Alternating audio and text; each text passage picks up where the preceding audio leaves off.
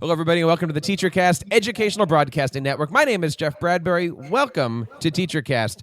Thank you so much for joining us and making TeacherCast your home for professional development. We have a fantastic show today. Today, we're going to be talking to an author, a speaker, and an all-around amazing person. We're going to be talking to Ryan Stewman today about the great things he's been doing, and we're going to talk about that one student in your class that is absolutely, let's say, exceptional, doing the things that he loves to do, maybe making that left turn in life. And we're going to talk about little things that Ryan's been doing in his life and how education has certainly been a big part of his. There's, of course, several ways that you can be a part of this and all of our shows. We love it when you find us on Twitter at TeacherCast. Leave us a voice message over at teachercast.net/voicemail. Email us at feedback@teachercast.net. And, of course, subscribe to this and all of our shows over on teachercast.net/audio and teachercast.net/video. I want to bring on today Ryan Stewman. Ryan, how are you today? Welcome to the TeacherCast Podcast. I'm excited to be here. Jeffrey, I would have never in my lifetime guessed that I would be on a podcast talking to, I think I saw 1.5 million teachers and stuff like that. This is amazing for me. And I'm excited to actually, talk about the subject that we discussed this evening as well. So I'm honored that you would have me here, and I'm glad that anybody will listen to me, but especially smart people. Well, thank you so much for coming on. I'm really, really interested in your story. You are an author. You are a speaker. You have written for so many great publications, but you are also an individual who was kicked out of school. Am I correct in thinking that? Yeah, so school was really weird for me. The very first day of school, like my first day of kindergarten, I got a spanking. Now, mind you, I came from this small, redneck town, and my aunt was the principal. So, she was probably used to spanking me or whatever anyway as a kid. That's just how they raised kids back in the 70s and 80s, And so, my first day I got spanking, I was like, I don't even like this place. I'm away from home and everything else, and I don't really like this place. So I just got it ingrained in my mind. Well, then when I was 7 years old, I was adopted. So prior to being adopted, like my dad, him and my mom split up. He went away. He gave up on me. I got picked up by my stepdad, who married my mom. He became my stepdad, and then he adopted me to take over rights and stuff like that. Well, my name changed in the third grade, I think it was, from Ryan Russell McCord to Ryan Keith Stewman. So then I got to go back to this place that I've already gotten a little trouble over the last couple of years. And because I'm not a kid that can keep still or anything like that. But I get in a little trouble over the last couple of years. And then I got to go back now. I've got to explain to all my peers and children and everything else around, the teachers, why my name is different, but I'm the same person and what's going on in my family's personal life. And it just consistently made school an uncomfortable place. And I moved around to a lot of different schools, probably between 2 or 3 cities, and then moving from elementary to middle. And then the way that they do things around here, you split into 4 different schools. So each time it wasn't always the same people because they would be coming from other parts of the city. But I went to school in Allen, Texas. And when I think I was 16 years old, I went to the pep rally after school and was watching the cheerleaders, and go figure, right?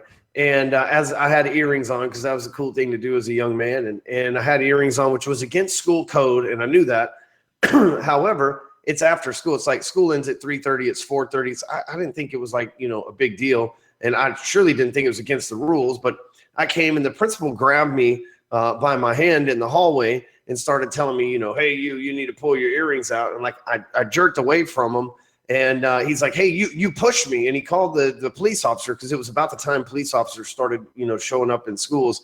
And then they basically they didn't arrest me, but they detained me.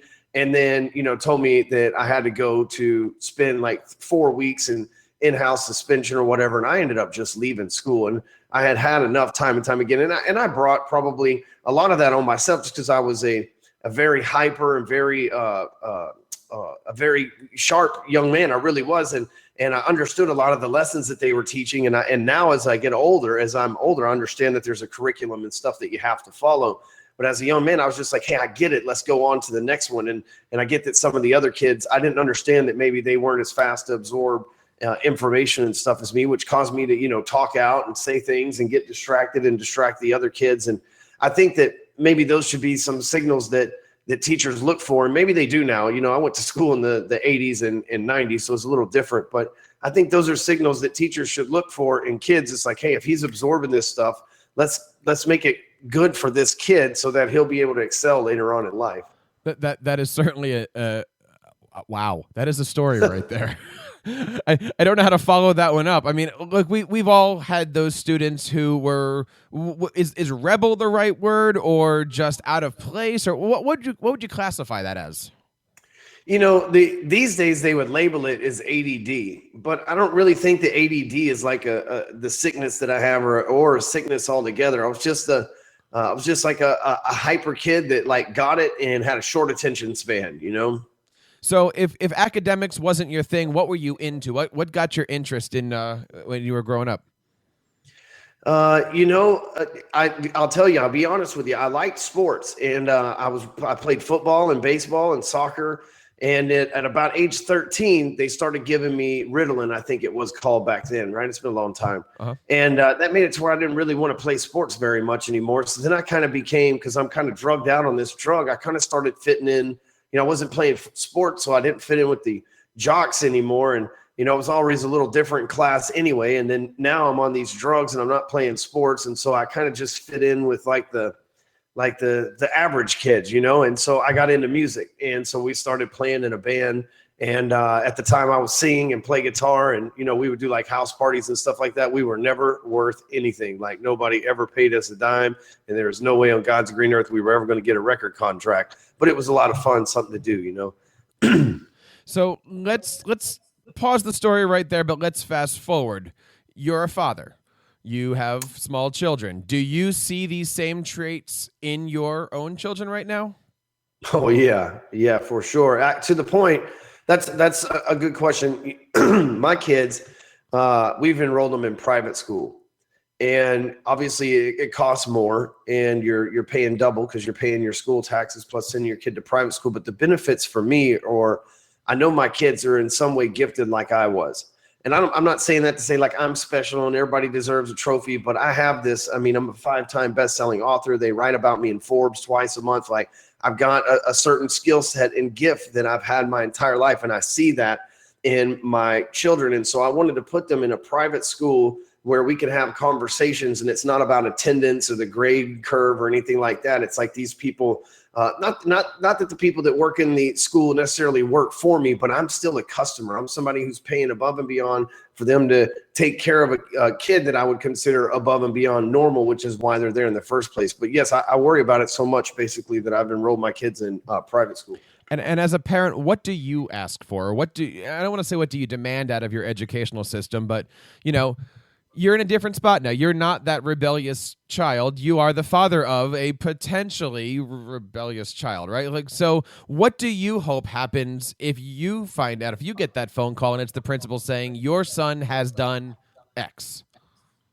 Well, my kids, excuse me, I've been talking all day and my voice is acting funny tonight. So my kids, they've been in private school, like Primrose is the name of the school, since they were 2 years old. So they're accustomed to going to school. See, I lived out in the country and my parents didn't have any money, so I didn't go to school until the first day of kindergarten. I had no idea what school was going to be like. These guys, they're not even fazed by it. They're like, we've been in school all of our lives. And so they don't get in trouble. They're the greatest kids ever. And I know everybody says that, but they don't. Their teachers love them. My 5-year-old, he's starting to read, and he's sharp as a tack. My 4-year-old sharp as a tack. And they're really good kids. They don't have and the educational system's obviously changed a ton since I was there. I look at the things and facilities and all this stuff they've had just in their private school classroom that they're in right now. And, I see a huge difference from the like toddler factory that I was in as a little kid. So after I remember in the first grade, every day after school, I rode the bus over to this place called Little People. I don't even know if they let first graders on the buses these days, right? I mean, but that was like the time that I grew up. And I rode it over to the Little People's place, which is like an after school daycare type of place. And it was literally like, 50 kids just in a room that was like a commercial building or whatever. But my kids go up the street here, and this place has got computers and bounce houses and outdoor playgrounds and all this other stuff and all these, animated learning TV interactive things. So things have obviously changed a whole lot in the educational system. And so I don't really see my kids getting in trouble. But in the event that something does go wrong and they do become rebellious or something like that, I want to be able to have a conversation with somebody who I feel like they're going to treat me like a customer as opposed to someone getting treated like a taxpayer, because we all pay taxes and most of us don't really get treated that well, you know? I love that you're using the word customer, because I think a lot of times educators look at parents as, stop bothering me and let me do my job, when really it should be, we're all in here together. We're all here for the kids. We're all in all this. And let's kind of go back to where you were. So there you were, you just, the decision was made that you're not going back into school. Where do you go from that moment in your life to playing bands, to doing all that stuff, to, You're a fantastic podcaster, 5-time best author. Where's the difference there? Was there a switch, or was it just you took a left turn and you never looked back? Well, I think here's the lesson. It's funny because now I'm a teacher. I mean, if you think about it, that's what I do. I'm a sales coach and a business consultant. Basically, I'm just teaching people how to put systems in business and file the right paperwork and all this other stuff.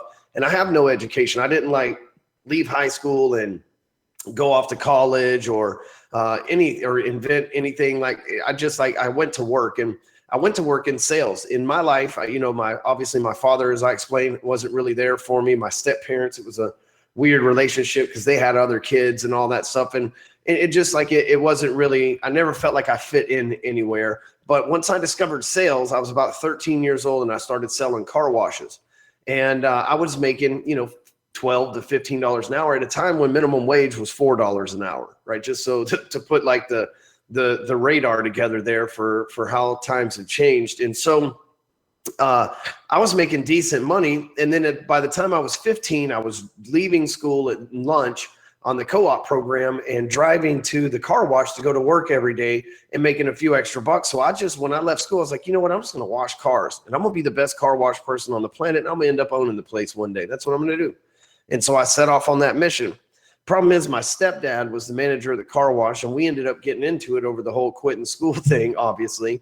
And so the next day I went and got my GED, literally the day after I decided to quit school, I got my GED so that I didn't put that off. It just got it over with. And now it was the next day I went, signed up, 3 days later, I took my test, passed it with flying colors, and went off to work at the car wash. And he kept giving me grief, trying to get me to go back to school. So I eventually left the car wash, and I worked for this electrical company, and I ended up getting hurt on the job, and I didn't pay much anyway. And so when I got hurt on the job, I ended up selling drugs, and I got in trouble. I wasn't a very good drug dealer, but it was really the first money-making opportunity that had been put in front of me. I grew up in a poor part of town, and I was leaving school. So I'm following the typical dropout path here, ladies and gentlemen. This is what happens when you kick a kid out of school, usually, right? They leave home, they get a job, they end up realizing how much jobs suck compared to school. They get into it with their parents, they run away from home, they have no other alternative but to sell drugs or do something illegal,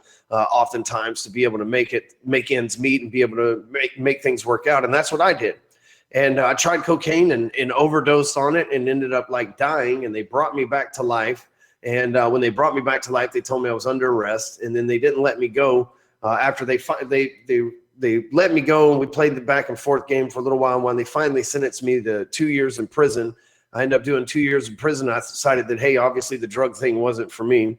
And I went back to the car wash, try to get my life all back together.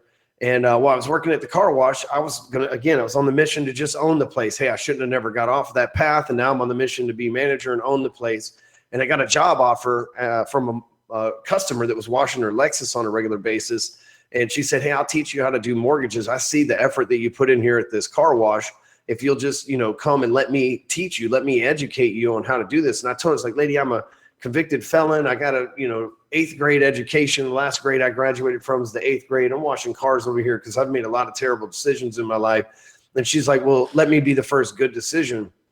And within a week, I ended up making $8,000. I think it was $6,800. And then within 4 weeks, I ended up making another $7,500 or something like that. So within a short period of time, I really grasped this financial game. And then I just got sucked into this hole of learning. I wanted to know more about banking. I wanted to know more about real estate. I started going to seminars. I started, taking training programs and immersing myself in education, which all along education was available at school, but it was never anything that interested me. But this whole art of money making really interested me a lot. And so I started reading the typical books, Think and Grow Rich, which teachers, you should be having your kids. If they're in the 7th or 8th grade, I think you should make them read Think and Grow Rich. It's a great book. There's How to Win Friends and Influence People. That's important. That's something that every kid in high school should be reading.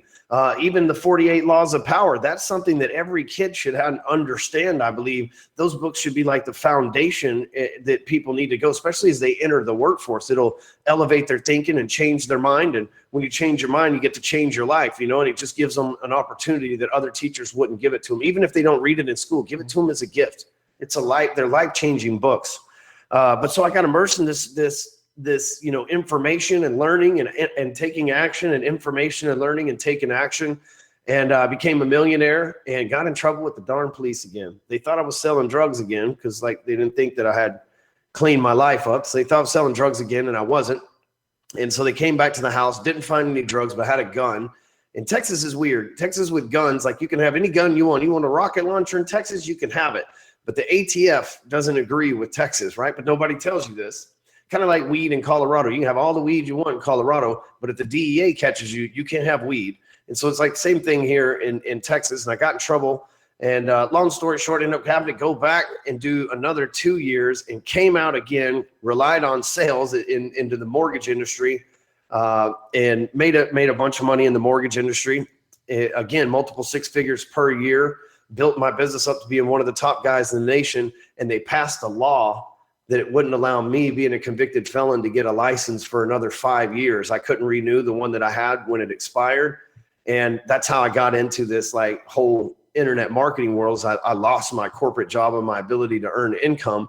And once again, I started educating myself. I learned how internet marketing worked. I learned how websites work, and Facebook ads and social media and all these things. And, it over the course now since 2010, when that happened, I've been able to write 5 best-selling books. I run 6 multi-7-figure businesses that I'm the CEO. Most of them I own 100% outright. We own a seminar company, an alarm company, a real estate company, an asset acquisition company. I'm in my hands a little bit of everything, and I teach people mostly for a living. So the reason why I share that story, I know it's a long-winded story and a lot to take in. I'm sorry for going over, but the thing is, with teachers, I was that kid that stuck out, but now I'm out here and I'm changing the world. So I just beg of you, sometimes the kid's not acting up. He's acting out because he needs your attention and acknowledgement that maybe there's something bigger for him or her out there. So as a teacher, once we have that student, what suggestions do you have for us? If we find that student that really, really does need some attention, or, maybe biology isn't for that kid, what can we do? Because what I find a lot of times is the teacher wants to help, but they're really not sure where to push or how to push. Well, let's just use an example. You got a kid that's growing up in the inner city, let's say, and in a bad part of town where there's lots of drug dealers, and by the time they're 13, you start seeing them with the drug dealer traits. Every teacher that knows what those are, every teacher's seen the kids that go down that path. Why not hand them a copy of Think and Grow Rich and say, hey, you know what? There's a better path than your uncle or brother or cousin or whoever it is that you see that's out there. If you're really doing what you're doing for money, here's a way to make money with no money down and be an entrepreneur, something that seems to interest you more than showing up here at school. So that if they do drop out, then there's a good chance that they might go on to flip real estate or be a life coach or start their own business or something of that nature. And you might say, well, how are we going to give them all these books? You can order Think and Grow Rich for 99 cents on Amazon. For $100, you could get 100 of them, and it probably lasts you the whole lifetime you need them teaching. Tell us a little bit about the Hardcore Closer. Well, so that's our sales training company, and it's a blog that's viewed about, a quarter to 500,000 times a month. Our Facebook page is viewed about 500,000 times a week, and we got a huge Instagram following too. And what we do is I try to change salespeople's lives. I just told you that I've been through some hell in my life, adoption and drugs. And I've been on that path. When you guys play the videos, kids, this is what happens if you drop out of school. I'm that guy. And having gone down that, it's obviously been a really hardcore life for me. And I reach out to the sales community and help a different demographic. There's lots of sales trainers that are suit and tie and teach you to go knock doors and stuff like that. That's not what we do. We're digital entrepreneurs, and I help modern salespeople, real estate agents, bankers, insurance people, teach them how to generate leads, create websites, and then obviously have sales conversations with the people that show up. So basically, we're a tech company disguised as a sales training company. That's pretty cool. And of course, you can find all the great stuff that's happening with Ryan over at hardcorecloser.com. You can also find him on Twitter at Hardcore Closer. You said that you're a 5-time bestseller. Tell us a little bit about your books. So I wrote my life story first. I felt like I needed to get that off my chest. So I just wrote this. I've had a crazy life, as you can tell, just within the time that we've been talking here. But I had this really crazy life. And so I wrote a story about it. And, that was kind of just a liberating thing for me. But then I've wrote 4 more books on how I've built businesses, sales training. So we've got our most popular book's called Elevator to the Top. You can actually get a free paperback copy at elevatortothetop.com. Maybe grab a free copy and give it to one of your students. But it teaches you everything you need to know about the sales game from the day one that you get started until the moment that you retire, how to invest your money. Like all this stuff is right there in that book. And, that's our most popular book. So I've written one about sales, one about internet marketing, one about being in avoiding lawsuits when it comes to business dealings, and then my autobiography. And then we wrote a mindset book. I wrote a mindset book as well. So you can get all of them on Amazon, or if you want the Elevator to the Top one, it's on Amazon as well, but you can get it for free by going to elevatortothetop.com. So a lot of us have, young kids. You've got some young kids. I was telling you that I've got some 3-year-olds sitting over here. Are you the type of dad that's pushing your kids into social media, pushing them into making the Facebook videos, or by the time they get old enough, is that something that you see working with your kids on these days? They know what Facebook is because they know that I work on it, and they see pictures that we upload it and stuff like that. My kids are really into YouTube. They just have these little things that they watch on YouTube Kids. And so from that aspect, they're into it. But my kids are weird. I was watching them the other night, and they watch my videos, which is dangerous because I drop F-bombs and stuff in my videos. I'm like, whoa, kids, don't listen to that. But, Jax, my oldest son, was watching, we were editing the replay of I just did a presentation in front of about 800 people. And we were watching the replay to see how we could, improve on the sales process. And Jax said, hey, Dad, do you think you could get me up there so where I could talk on the stage like that? I'm like, don't make me proud, son. What do you want? You shall have anything in my kingdom, son. That's but, awesome. They're starting to get it. One time when we went to their private school previewing, there was the principal that was up on the podium telling all the parents what's going on. And Jax must have asked me 5 times that guy took my job. Did he take your job? Aren't you supposed to be up there? That is awesome. I get similar, not as much here because there's still 3, but I do get the Daddy, can I play with the microphone? Daddy, can I podcast with you? Daddy, can I? And they know that they have a future as my cameraman around here eventually at some point. So yeah, absolutely. Right. You got a fantastic story. I mean, you know that, right? What advice do you have? I mean, talk to me as the parent of the 3-year-old. How do I make sure that my kids not only stay on focus throughout? Because, I mean, look, where we live here, one of the things that I'm really concerned at right now is whenever you look at the news, they talk about opioids and keeping your kids safe and keeping your kids off drugs. And, what advice do you have for kids and parents that are growing up these days to make sure that they are focused and they are successful and they are making sure that they are going to be where they're supposed to be? Well, I think if you turn on the radio and you turn on the TV, all you hear is, and I'm not trying to be the old man like this, but like rap music, and I like rap. I go to like Future concert just a couple of weeks ago. I've been to Kanye. I'm into it. But I'm saying from a young person's perspective, you've got all these celebrities saying, you don't really have to work, and we're at the club every night, and we're having sex with anybody we want to, and we're on drugs, and this is what you should be doing. Right. And whether they realize it or not, they're jamming to this music, and they see these TV shows where everybody's promiscuous and all this stuff. I mean, literally, we went from Donna Reed, where the husband and wife slept in separate beds when they were in the same scene in the bedroom, to, do the things that you see on just regular TV now, which, again, doesn't bother me or my kids. But what we've got to do is we've got all these bad role models. We've got NBA, NFL, NHL players doing dumb stuff left and right. celebrities getting in mix-ups, politicians doing dumb stuff. Everybody who's in the spotlight is just completely doing ignorant stuff, right?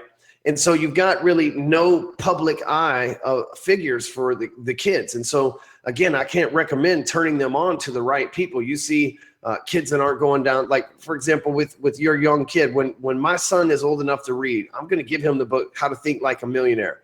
It's only like 50 pages, and it's real easy to understand. It's written for kids. And I'm going to give him that book, and I'm going to give him money to read books. And I'm going to teach him the reward that money and then that books and then doing what comes, the action from the book results in money. And I'm going to teach him that at a young age. And because I want him to think about, because money is a direct reflection of the value that you bring on this planet. The people that have the most amount of money, either someone in their life and their lineage before them, or them personally brought a tremendous amount of value to this world. So if I can instill my son getting information, taking action on that information equals him getting value from the marketplace. That's what I want to teach him, almost like Pavlov's dogs, over and over again, so that by the time, my goal is for my kids, by the time they're 18, I've put together a fund that they'll at least at the bare minimum have $250,000 each that they can just do whatever with. By whatever, I mean they can go to college and get some kind of fancy degree, which I'll support if that's what they want to do, or they can use that to use my banking contacts and fund and start a business. And my goal would be for my kids to fund and start a business, because that's going to teach them a lifetime of experience, and they can just hire the people that spent their lives in college to come work for them. And like, that's my game plan for my kids. Obviously, it all starts, and I've said this heavily, is the right education. You see the kids that are troubled kids, give them a copy of How to Think Like a Millionaire. It's like, hey, I know you're bored in school. Here's a subject you might like. This is how people really get rich. This is how the people that Kanye works for got that money, right? Like, start explaining to them that there's other role models. There's, Mark Cuban, and there's Elon Musk, and, those guys are way cooler than Kanye and Jay-Z or Nicki Minaj or whatever these kids are watching these days. And I think that the kids don't see these alternatives because they're not being blasted on the radio and the TV and all this other stuff. And so I think that turning them on to those sources will change a lot of things for a lot of kids. Dude, that is absolutely beautifully put, and gave me some good ideas for when my kids get to be of the age of reading and going on here. Ryan, I want to say thank you so much for spending time with us. I'd obviously love to have you back on the show, but before I let you go, we have a little tradition here with our guests. We have a little game show called the Jersey Five. 5 questions that are meant to stump you, but really make you think. Would you be up for the challenge of the Jersey Five? Let's do it. Come on, bring it on. All right. They start off easy and they get a little harder as we go here. First one, and these are written for educational eyes, so if we want to translate these, however, let's do it. But number 1, favorite Twitter account to follow, favorite hashtag to follow. What do you like to follow on social media? My favorite Twitter account to follow is Elon Musk. That guy's doing billion-dollar deals right in front of our eyes in 140 characters or less. It's amazing. Number 2, favorite educational tool or favorite that one thing that you just can't live without. Dictionary.com. I'm sorry, thesaurus.com. I write a lot, and so without a thesaurus, I couldn't come up with the right words, because you have like your go-to things. So thesaurus.com is my educational tool that I use. That's a good one. I've never had that one. All right. So number 3 is best advice you've ever been given as and that could be as a teacher, podcaster, business person, life person. Best advice you've ever been given as well, the best advice I've ever been given as a salesperson is don't sell to broke people. I like that one. All right. We got to throw at least some element of sales in here, right? I went without it the whole time. I had to sprinkle just a little bit in there. Okay. So when we put out this post, it'll be hashtag don't sell to broke people. We'll be good for that one. Number 4, what do you hope now here, I'll do this as the educator, but what do you hope your students remember about you when they graduate? I'm not sure how that would translate into what you're doing, but help me out with that. One of my companies is Break Free Academy, and we do online business training. So my goal is, my biggest hope is that my students graduate millionaires. Number 5, what is the best teachable moment you've ever had? When I was in prison the first time, and I was going through that why me, it was hot, and I'd been there for a few months, and I was like, man, I know people that got a lot more drugs and did a lot more things that didn't wind up here. And, I couldn't figure it all out. And I realized at that point that no matter what amount of money was sat in front of me, if I broke the law, if I did something illegal, if I had to come back to that place, the best luxury I was ever going to experience would be ice cream once a week from the commissary. And I had that teachable moment to where, you know what, I had been, slapped on the wrist and slapped on the butt and then smacked on the cheek enough to where, it was that lesson that I taught. It's like, hey, you know what, I'll never step outside into any gray area again. And it's not easy, especially in the business I'm in now. It's not easy to walk the line, but it's still been something I remember to this day. That is absolutely beautiful. He is a CEO. He is the founder of the Hardcore Closer and Break Free Academy. He's a 4-time best-selling motivational speaker, sales coach, podcast host, blogger, and all-around entrepreneur. He is Ryan Stewman. Ryan, thank you so much for your time today and for coming on the TeacherCast podcast. Yeah, and thank you for having me on here. If y'all want to sign up at hardcorecloser.com, I'm pretty, our emails and stuff are pretty abrasive, but you could give the book there that you get from signing up. It's one of our books. You can give it to your students, especially if they're high school students, they'll enjoy it. So I appreciate you having me on, Jeffrey. I really do. And thank you so much. And one more time, I want to say thank you for Ryan to coming on the show. And thank you out there for making TeacherCast your home for professional development. It is viewers like you that help suggest topics like this that are so important for us all to discuss and listen. Of course, there's other several great ways that you can be a part of the TeacherCast Educational Broadcasting Network family. You can find us on Twitter at TeacherCast. Leave us a voice message over at teachercast.net/voicemail. Email us at feedback@teachercast.net/voicemail. And of course, subscribe to this and all of our shows at teachercast.net/audio and teachercast.net/video. On behalf of everybody here on the TeacherCast Educational Broadcasting Network, my name is Jeff Bradbury, encouraging you to keep up the great work in your classrooms and continue sharing your passions with your students.